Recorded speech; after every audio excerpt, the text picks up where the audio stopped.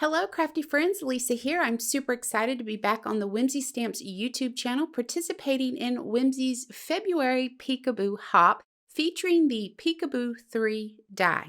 As always, a quick welcome to our new viewers. If you like what you're seeing, go ahead and hit that subscribe button and ring that notification bell. Now, for those of you who are returning subscribers, thank you. We appreciate your loyalty and welcome back. I encourage you to check the description box below this video for all the hop details.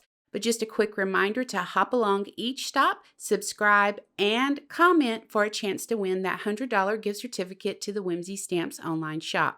Now you have until February 27th to leave your comments at each stop, and the winner will be announced on each channel in the description box of the hop video on March 1st. Now that we have that out of the way, let's dive into this card making process, starting with a look at the products I'm using. In the center, we have the star of the hop, the Peekaboo Window 3 die, and off to the sides, the supporting products with the Be Awesome stamp set on the left, and one of my all-time faves from Whimsy, the Honeycomb drip stencil here on the right. So I'm using my Misty to do the stamping because I'm going to stamp these after I color them. I'm using an inexpensive grip mat from the Dollar Tree in my Misty. These little mats are amazing. When I'm at my local dollar store, I'll pick up a couple of them at a time. I don't go very often, and that's why I usually grab more than one. And once they get grungy, I can just toss them, and I don't have to feel too bad about that $1.25. Now, you can clean them and reuse them by spraying them with some pixie spray. That's meant for stencils, but it works great on the mats as well. I have my 80-pound cardstock that measures 4¼ by 5½ inches, and my images laid out that I'm using. So I'm using the 3 B's and 3 sentiments on this card from the Be Awesome stamp set. We're going to stamp these with Memento Tuxedo black ink because I'm using my Copic markers for coloring, and then I intend to stamp them again with VersaFine Onyx black ink before I take these to the scan and cut. Now, the coloring process is so simple because the images are small. You could use a black, yellow, gray, and blue-green marker, leave a little white showing for a highlight, and call it done. I'm going to start with an N2 on the face of each bee and then add a little bit of N4 around the edges. I'm going to alternate between black and yellow for the stripes and BG10 for the wings. Now the sentiments are colored with Y38, and then I color each letter in with black 100. Using VersaFine Onyx black ink, I'm stamping over the images to make them really pop off the paper.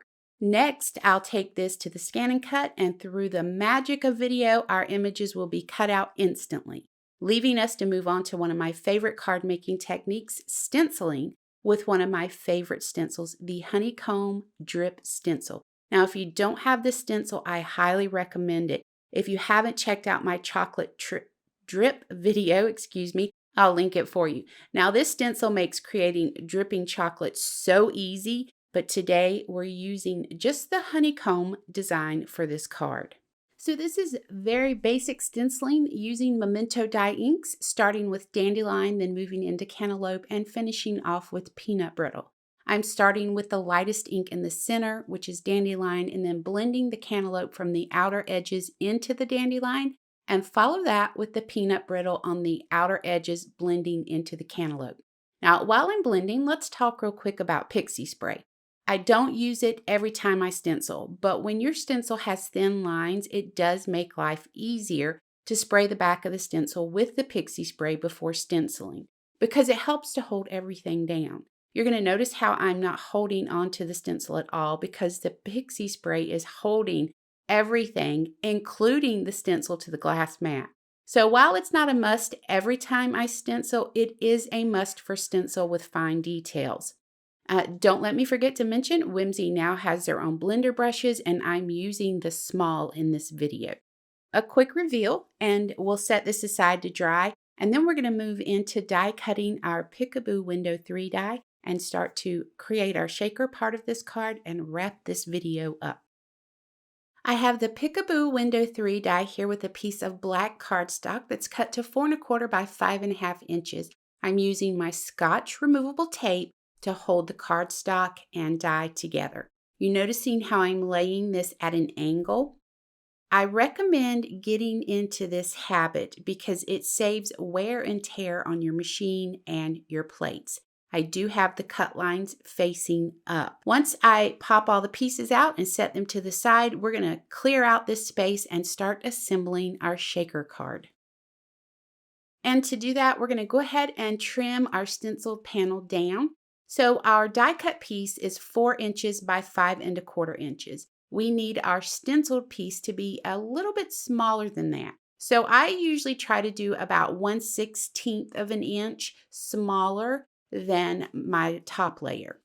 So here you can see I've trimmed that stenciled background down. I'm going to go ahead and do my layout real quick so you guys get a feel for what we're doing. I'm going to put the 3 bees in the circles, and then the right side, that open area, is going to be where my shaker's at, and our sentiments are going to go on that right side as well.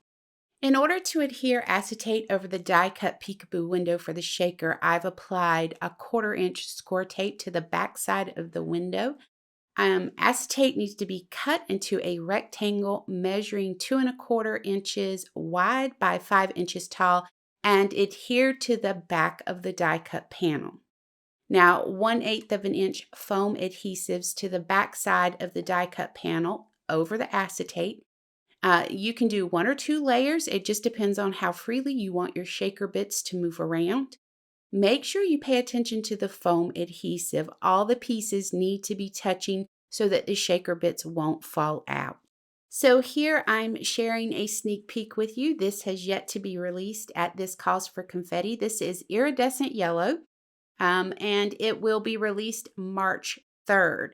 Now, I thought it would be fun to use this in my shaker card because it's just so beautiful. The light hits it, you get all these beautiful colors in it, and I just thought it would be perfect with this shaker card. So you guys are the first to see one of our new confettis over at This Calls for Confetti. Remember, March 3rd, you're going to want to check it out. So here I'm going to lay down a little bit of my sequins onto my stenciled background.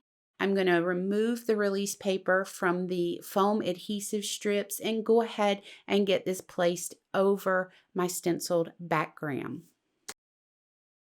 So once I have this put together, I like to press down firmly around all the edges, making sure everything is secure, and then give it a really good shake to make sure all the pieces are staying in the shaker. Once I'm happy with it, I'm going to set it aside and go ahead and score a pre-cut 4¼ by 11 inch piece of cardstock at 5½ inches.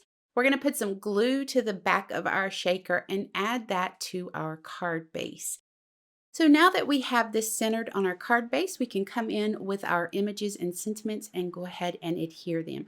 Now I'm just using round foam adhesives to the back of each of those adorable bees and those sentiments. So while I finish this up, I want to remind you, in order to be eligible to win that $100 gift certificate that Whimsy's giving away, you need to hop along, stopping at each stop, participating in the hop, leaving a comment, and subscribing to that channel. You have until 11:59 p.m. Eastern Standard Time on February 27th to leave your comment and subscribe, and then we'll pick a winner and announce that winner on March 1st on each participating channel in the description box of each video in the hop. We really hope you enjoyed this hop, and we appreciate you participating, hopping along with us. Let us know if there's anything you would like to see us do. We are always looking for ideas for our hops, so feedback is great. We love it. We love you guys, and we appreciate you so much for taking the time to join us each month during these hops. As always, all of my affiliate links are down below. If you want to click on them and check out something in the Whimsy Stamps shop, please feel free to. I appreciate you so much.